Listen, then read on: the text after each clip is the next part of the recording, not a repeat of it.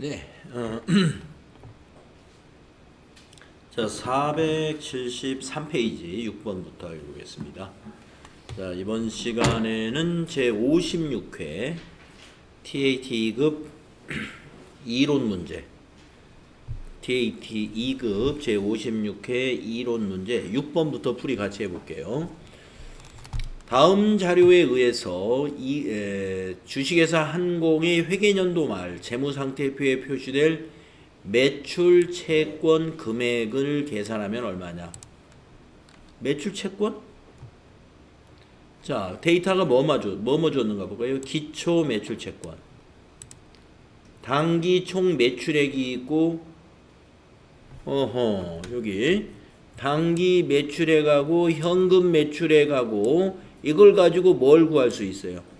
당기의 외상 매출액을 구할 수 있겠네요. 자, 그러면 기초가 10만원이 있었습니다. 외상 매출금이. 그런데 당기 총 300만원을 팔았는데 그 중에 현금 매출이 30이니까 외상 매출은 270이었다 이 말이 되죠. 그러면 올해 총 외상 매출금은 얼마예요? 280이죠. 그 중에서 회수를 얼마 했어요? 50만원 회수했죠.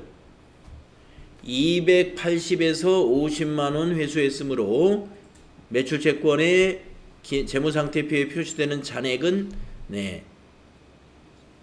230이 표시되겠죠. 답은 1번이네요.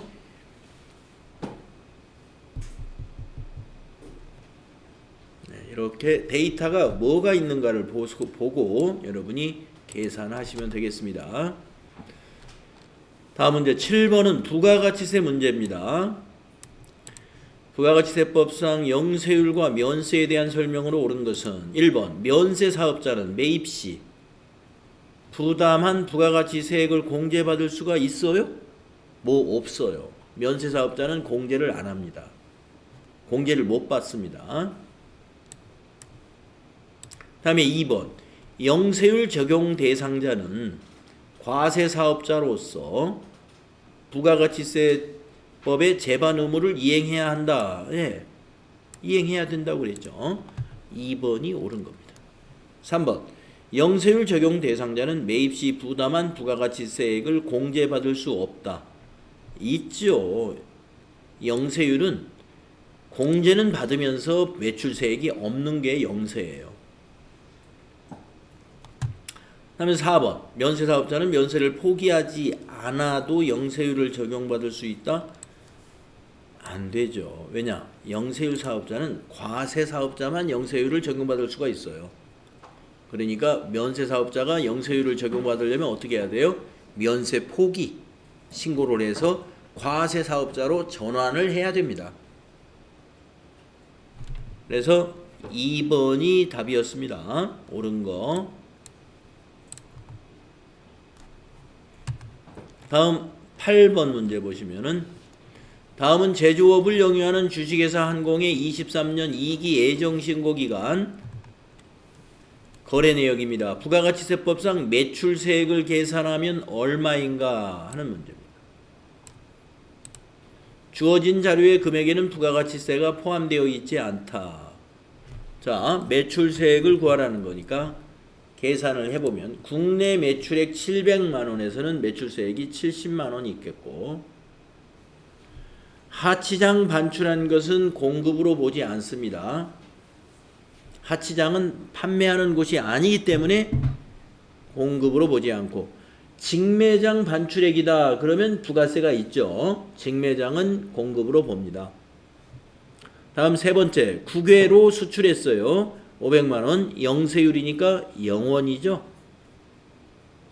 네 번째 매입세 공제를 받은 제품의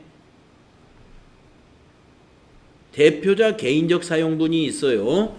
매입세 공제를 받은 것을 대표자가 개인적으로 사용했으면 과세하죠. 시가로 과세합니다. 시가 100만원이면 부가세는 10% 10만원이죠. 그래서 주식회사 한공의 매출세액은 70만원 더하기 10만원에서 80만원이 됩니다. 3번이 답이었다. 9번을 보겠습니다. 다음은 주식회사 한공의 영업부장으로 근무하고 있는 김공인 씨가 23년에 회사에서 지급받은 금액 및 이익이다. 다음 중 소득세 과세 대상 근로소득에 해당하는 것을 모두 고르면 과세를 모두 골라라. 가번 여비 명목으로 받는 월액의 급여. 네. 여비 명목으로 월액으로 받았어요. 예, 과세죠? 예, 과세. 자녀의 학자금. 과세죠? 법인세법에 따라서 상여로 처분됐어요. 예, 상여금 과세죠. 식사 제공을 받지 않고 수령한 20만 원의 식대는 비과세입니다.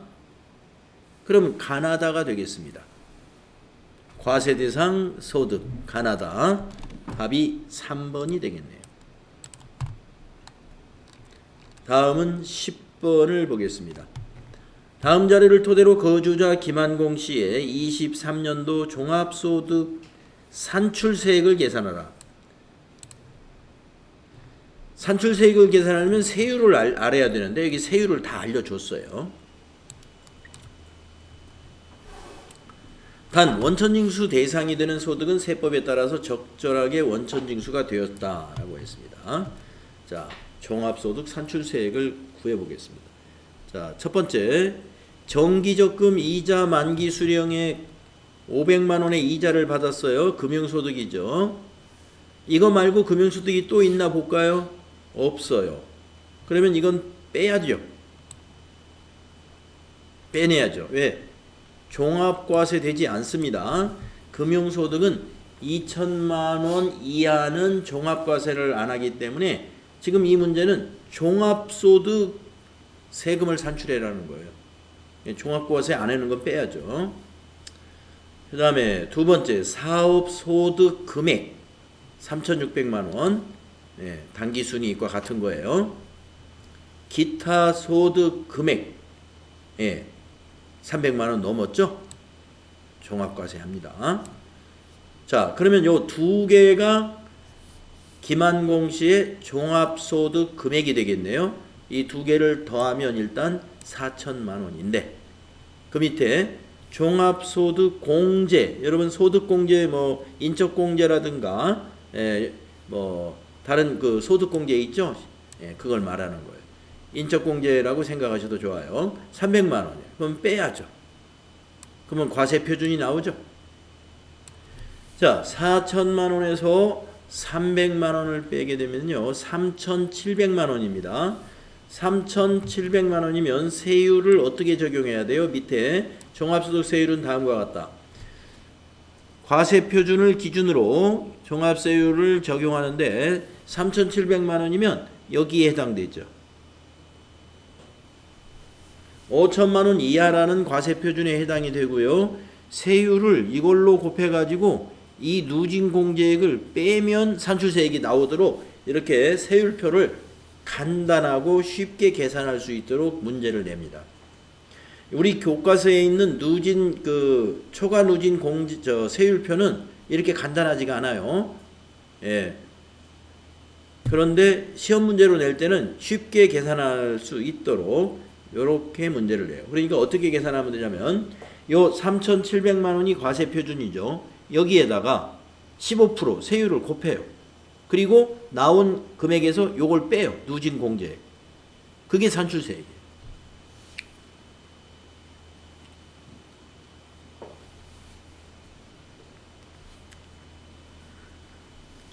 예, 3,700에다가 곱하기 15% 마이너스 126. 429만 원 나오네요. 네, 답이 있죠? 1번에.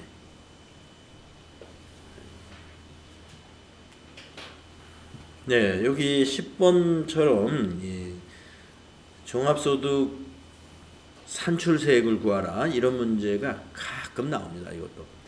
예, 그래서 56회 문제에서 이론 문제를 보게 되면요. 가끔 나오는 유형의 문제가 3문제나 나왔어요. 10번, 4번, 5번. 그래서 56회에서의 이론은 약간 까다로웠다. 약간 까다로운 편이다. 이렇게 볼 수가 있겠습니다. 이런 수준 문제를 딱 해결할 수 있으면 좋아요. 그래서 여러분이 이론에서 7개 이상 맞출 수 있도록 실력을 쌓아 주셔야 되겠습니다. 다음은 실무 수행평가 가마솥 산업으로 출제를 했는데요. 가정용 전기밥솥 제조업을 영위하는 법인 기업입니다. 로그인을 해주세요.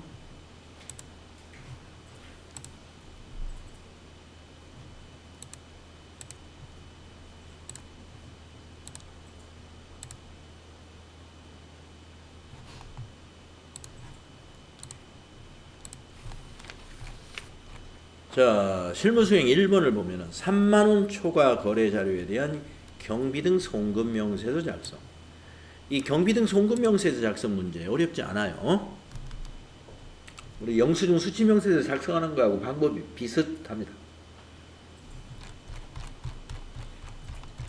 자, 자료 설명을 읽어보면은 자료 1은 공장 직원 식당에서 사용할 상추를 농민에게 직접 구입하고 받은 납품 확인증이다. 자료 2는 구입대금을 당사 하나은행 보통예금 계좌에서 송금 이체한 확인증이다. 1. 거래자료 입력하시오. 2. 경비등 송금 명세서를 작성하시오. 영수증 수취 명세서는 생략. 이것만 작성해봐라. 자, 거래자료 입력하는데 지금 대금을 보통예금에서 송금했고요. 그러면 차변대변으로 입력을 하는데 식당에서 상추를 싸먹으려고 샀겠죠. 식당에 쌀을 구입한다든가 식당에서 부식을 산다든가 이거 다 복리후생비로 처리하는 거예요. 구내식당, 회사의 구내식당을 말하는 거예요. 복리후생비입니다. 식당에 들어가는 소모품들, 그 다음에 그 식자재 이런 거. 그런데 복리후생비로 처리하는데 이게 어디냐면은 본사가 아니고 공장 식당이라는 거예요. 그러면 500번대 복리후생비로 코드를 잘 골라야 돼요. 제조원가로 가게도록 해라. 자, 입력하겠습니다. 일반 전표 가셔가지고 일반 전표에서 날짜가 1월 24일이죠. 1월 24일 차변에 511번 복리후생비를 골라야 됩니다. 금액은 40만원. 대변이 103번 보통예금. 은행은 하나은행 40만원.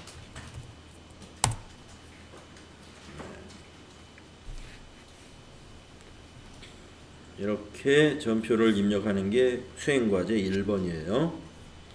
자, 2번은 경비등 송금 명세서죠. 자, 회계 눌러서 경비등 송금 명세서 결산 맨 끝에 있습니다. 클릭하시고 거래 날짜 2023 0124 법인명이라는 건 그 거래처를 말하는 거예요. 개인이죠, 개인. 김금동이 거래처입니다. 성명에도 그냥 김금동. 주민등록번호를 입력하겠습니다. 670928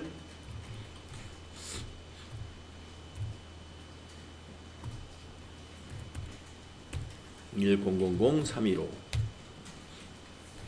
거래 내역에다가는 상추 20박스,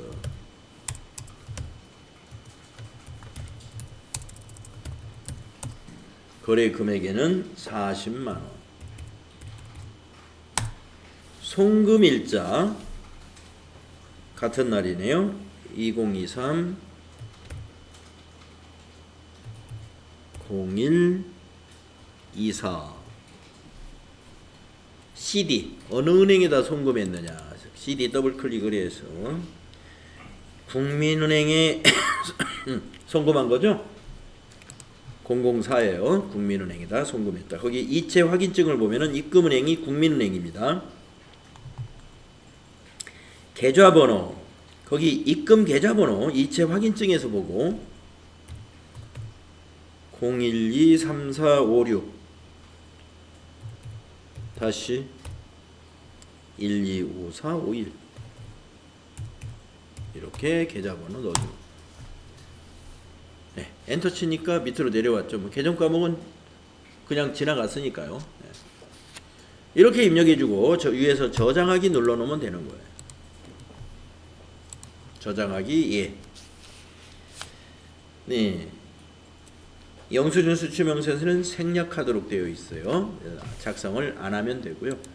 만약에 영수증 수취명세서 작성하시오를 여기다 3번으로 해서 문제를 냈다 라고 한다면 영수증 수취명세서 작성할 때 구분이라는 거 있었죠? 거기에 경비등 송금명세서 제출분 30 몇 번인가 그래요. 그거 구분을 해줘야 돼요. 경비등 송금명세서 제출분은 가산세 대상이 아닙니다. 영수증 수취명세서 작성 문제를 3번으로 낼 수도 있어요. 경비등 송금명세서 작성한 다음에 이어서 영수증 수취명세서 작성하라. 이렇게 문제를 내면은요. 영수증 수취명세서의 그 구분란이 있잖아요. 거기에 33번인가? 거기에 경비등 송금명세서 제출분 송금명세서 제출분이라고 하는 구분이 있어요. 그걸 해주면 됩니다. 자, 여기서는 작성하지 않습니다. 다음에 2번 어음 문제네요. 약속음. 자, 자료 설명을 보면은요. 2월 10일 날 제품 매출처 세정물산에서 받아 보관 중인 전자음을 산무무역의 외상매입금 1200만 원을 결제하기 위하여 배서양도했다. 네, 배서양도는요. 받아 보관 중인 어음이니까 받을 어음이고 외상매입금을 갚기 위해서 줬으니까 외상매입금 감소. 네, 그러니까 분계가 차변의 외상매입금 대변이 받을 어음이 돼요. 자, 수행과제 1번을 보면은요. 거래 자료를 입력하시오. 2번은요. 자금 관련 정보를 입력하여 받을 어음 현황에 반영하시오. 네, 1, 2번을 이어서 하겠습니다. 자, 2월 10일 날짜 일반 전표에 입력합니다.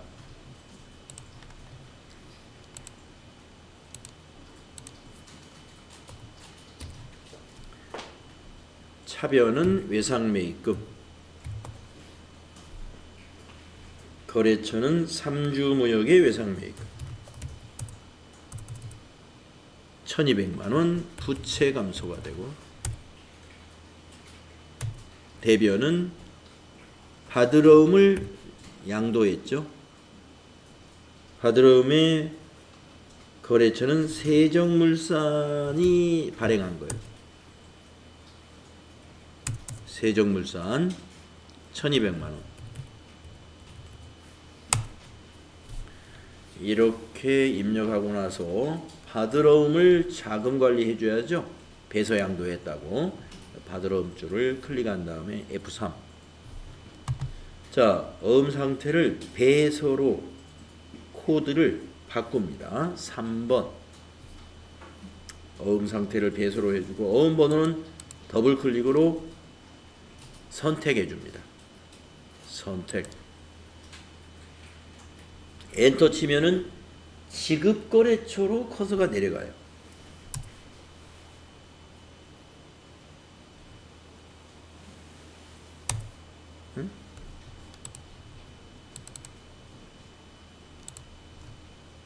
네, 지급거래처. 지급거래처 더블 클릭해가지고 외상매입금 거래처에다 지급한 거잖아요. 그러니까 3주 모역에다 지급한 거죠. 3주 모역이 지급거래처. 지급거래처까지 잘 해주셔야 돼요. 여기 이제 이 배서양도의 경우에 실수하는 게 이 거래처를 실수를 많이 해요. 여기 있는 뭐 지급거래처도 엉뚱하게 쓴다든가. 네. 거래처 잘 정리하셔야 됩니다. 외상매입금의 거래처는 외상매입금 거래처인 거고, 받으러음의 거래처는 받아 보관 중인 그 발행한 회사 세종물산이 어음을 발행했잖아요. 그게 받으러음의 거래처고, 그 다음에 지급, 여기 어디다 지급했느냐 배서할 때 지급은 외상매입금 거래처인 3주 모역에다가 오늘 지급한 거잖아요. 그 거래처 관계를 잘 정리하셔라. 그리고 언젠가도 말씀드렸지만 어음 관련 거래처에는 절대로 은행은 없습니다.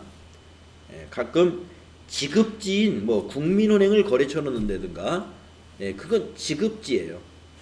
받으러 보관을 입력할 때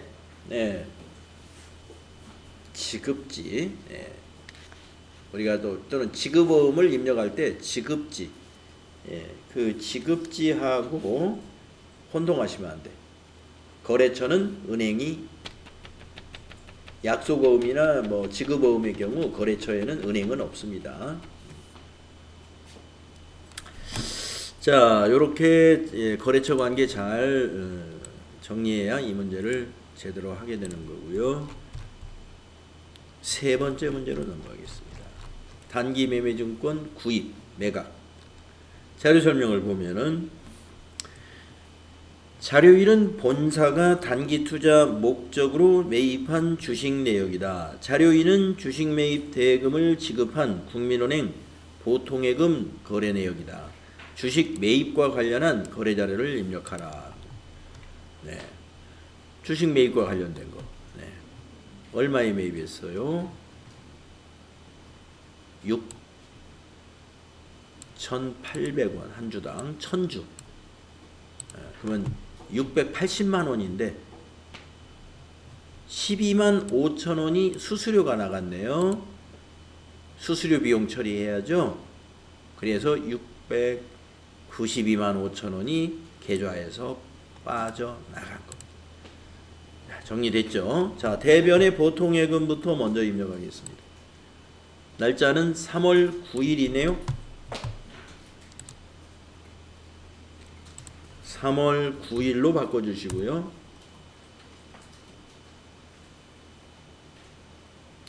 대변에 103번 보통예금, 은행이 국민은행 보통이죠. 금액은 6925000. 차변 단기 매매증권 1000주 곱하기 6,800원 하면은 680만 원에 취득했죠. 또 차변에 수수료 비용 처리해야 되는데 수수료 비용의 코드가 500번대, 600번대, 700번대, 800번대, 900번대까지 아주 여러 개의 코드가 있어요.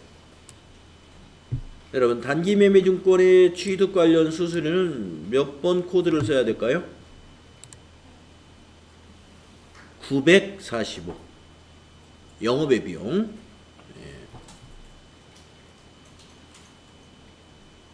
800번대 쓰면 안 돼요. 800번대는 판매관리비입니다. 우리가 단기 매매증권을 취득하는 것은 판매 활동 때문에 취득한 게 아니고, 또는 관리 활동 때문에 취득한 게 아니고 투자 목적입니다. 그래서 이거는 영업 외로 봅니다. 945. 그래서 수수료 비용의 코드 이게 고를 때 단기 매매증권의 취득 수수료다 영업의 비용이라는 거 이거 꼭 자기하세요. 그래서 차변에 12만 5천 원을 입력하죠. 이렇게 하면 차대변이 딱 맞죠?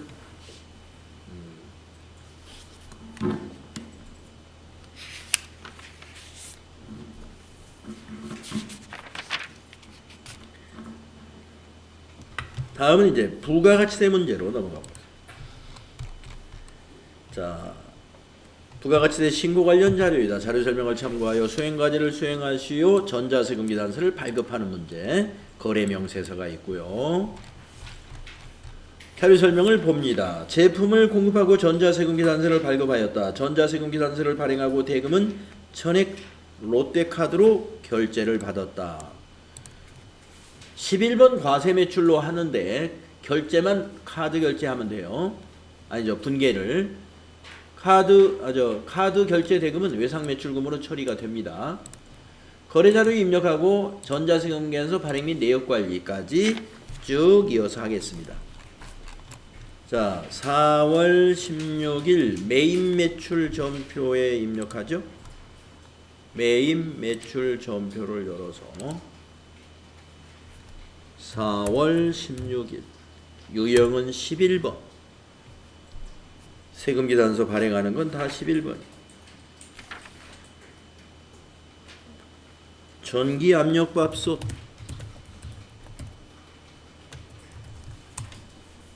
20개 40만. 거래처는 중앙산업. 전자세금란은 비워두면 발행이 돼요. 비워두어야 발행으로 나타나요. 분계는 4번 카드. 카드사를 물음표 단추 눌러서 롯데카드 확인.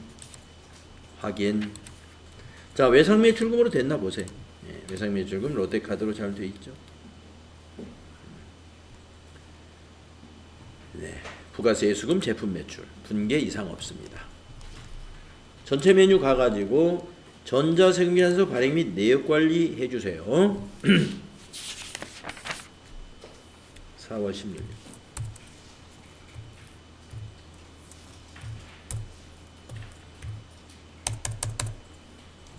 체크하고 전자발행 확인 아카데미 전자세금 계산서 로그인 미전성 매출조회 발행 확인 닫고 메인 매출 전표에 와서 조회 이렇게 하면 끝나죠. 그래서 부가세 1번 문제는 아마 TAT 2급에 처음 시험 보시는 분은 뭐 이것도 연습이 하겠지만 여러분들은 FAT 1급부터 연습을 해왔기 때문에 뭐 이 문제는 사실 더 연습 안 해봐도 되는 문제 정도죠. 아주 익숙할 거예요. 자, 478페이지 접어두십시오. 예, 2번 문제부터는 다음 시간에 우리 풀어봅시다. 오늘은 여기까지 하겠습니다.